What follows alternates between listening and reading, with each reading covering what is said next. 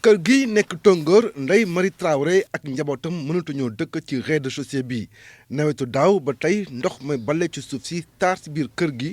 kër yu bari nekk Tonghor di dundee jafe-jafe yu ni mel. soo yeewoo sa kër fees dell ñi am pompe ñu ngi def pompe yi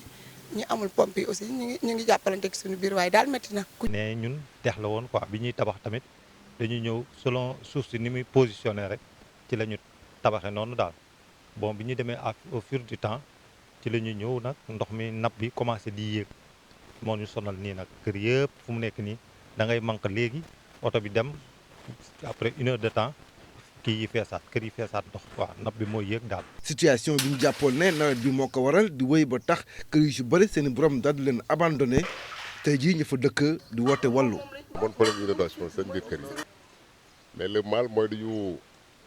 rembler zone boo xam ne waruñu ko rembler quoi te rembler boobu moo posé beaucoup de perturbations après parce que kër yu ci bëri dañ ñu jël ndox te daawuñu ko jël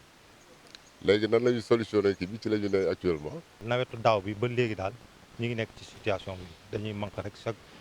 semaine wala chaque 15 jours ou 1 mois ñu manque